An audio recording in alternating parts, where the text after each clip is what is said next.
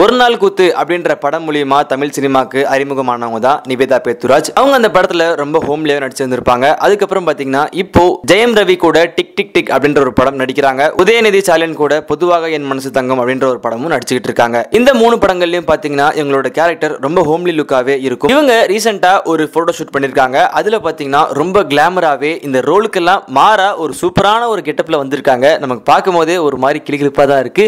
அந்த போட்டோஸ்லாம் நீங்க பார்க்கணும்னா நாங்க போடுவோம், நீங்க பார்க்கலாம்.